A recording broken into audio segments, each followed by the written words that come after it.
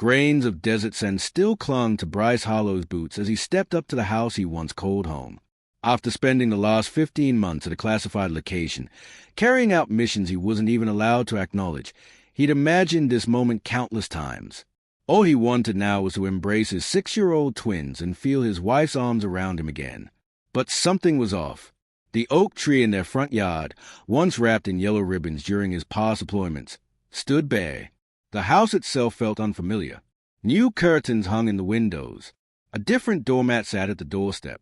And next to Lane, a familiar SUV, was a sleek sedan he didn't recognize. He reached for his house key. The lock didn't turn. It had been changed. Adjusting the small gift he brought for his kids, Bryce knocked on the door. It opened. Lena stood there, not with the joy he expected, but with cold disdain etched into her features. Behind her, a tall, athletic man in designer clothes lounged comfortably on the couch that used to be his. Bryce spotted the twins peeking out nervously from behind the stranger's legs. "Daddy!" Mia's voice was soft, uncertain. The man placed a firm hand on Mason's shoulder. "Go to your rooms," he said. Without hesitation, the children obeyed. Bryce's jaw tightened, but his voice remained level, tempered by years of training and discipline. "What the hell is going on?" Lena's smirk was laced with venom. She vanished for a moment, then returned with a garbage bag and shoved it against his chest. His uniform spilled out, badges, ribbons, insignia, carelessly jumbled. "We moved on," she said flatly. "The kids call him Dad now. Sign the papers. You're done."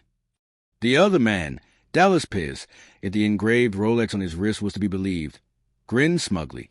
"Your deployment was the best thing that ever happened to this family," he said.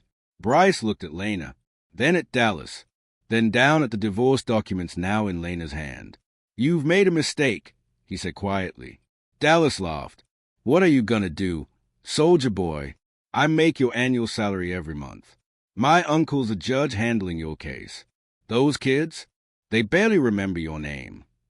Bryce said nothing. He bent down, picked up his uniform from the pavement, and walked away without another glance. Inside his car, he made a single call. "Talon, it's Sentinel. I'm activating Contingency Protocol 7. There was a pause on the line. "You sure?" came the voice. "That's not a light move." "They took my kids," Bryce replied, "and they have no idea who they are messing with." Because what Lena never knew, what even Dallas couldn't have guessed, was that Bryce wasn't just another soldier.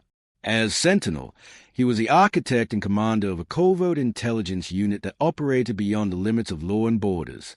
Only General Franklin Talon Reynolds knew the full extent of what Bryce was capable of.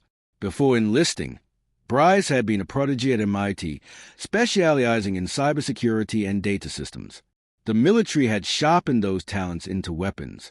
Over 15 years, he had built a vast, hidden network, spies, hackers, deep cover agents, loyal to him alone, people who could erase identities with a keystroke or build entire digital lives from nothing. Lena had met Bryce during a rare break between deployments while he was guest lecturing at the War College.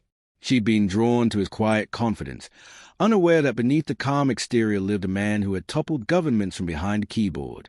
To her, he'd seemed like a mid-level intelligence officer. She had no idea she'd married one of the most dangerous minds in global black ops. Dallas Pierce, meanwhile, was no stranger to influence.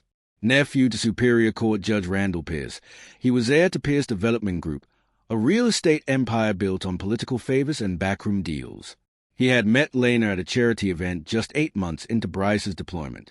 With charm, money, and constant attention, he turned her head quickly. In her eyes, Bryce's steady, structured life no longer dazzled.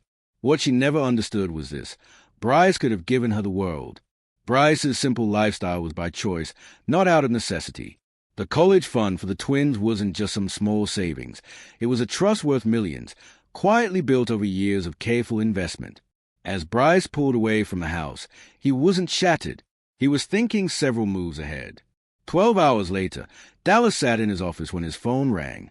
As he listened, his face paled. "Who the hell is this?" he barked. "How do you know about them?" The voice on the other end was distorted, but a recording played clearly. Dallas negotiating a secret real estate deal with a Saudi investor, outlining plans to evade federal laws. The recording then rattled off the names of Dallas's offshore accounts, their balances, and details of several suspicious transactions. Your uncle's judicial misconduct files make for some fascinating reading, the voice continued, especially the sealed cases involving minors. Dallas's hands trembled as he slammed down the phone. That damn soldier, he whispered. He rushed to Lena's home and found her crying, clutching a stack of papers. Is taking the kids, she sobbed. There's an emergency custody hearing tomorrow. Judge Abernathy is presiding, not Randall. Dallas growled. My uncle controls family court assignments.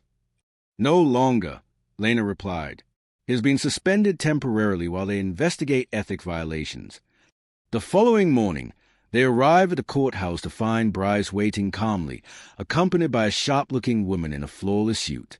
Nancy Whitfield, she introduced herself. Mr. Harlow's attorney. What Lena and Dallas didn't realize was that Nancy was a former JAG officer who had worked alongside Bryce on sensitive international custody cases. Judge Abernathy entered, scanned the file, and furrowed her brow. Mrs. Harlow, she began, this court has received evidence showing that during your husband's deployment on classified missions serving his country, you prevented him from contacting his children, falsely told him he abandoned them, and expose them to an unstable environment. Lena gasped. That is not true. We have text messages where Mr. Harlow was told not to call because the children now have a real father. Witnesses have confirmed Mr. Pierce's frequent overnight stays. School records reveal the twins' grades have dropped and their behavior worsened since your relationship with Mr. Pierce began. Dallas leaned forward sharply. Your Honor, my uncle. The judge interrupted firmly. Your presence here is inappropriate, Mr. Pierce. Mentioning your family connection could be seen as an attempt to influence this court. The judge awarded Bryce temporary full custody and granted Lena supervised visitation pending a full hearing. Outside the courthouse, Dallas grabbed Bryce's arm fiercely. This isn't over. Do you even know who my family is? Bryce gave a faint, knowing smile. I know exactly who you are, Dallas. The real question is, do you know who I am? That night, Dallas's carefully constructed world began to fall apart.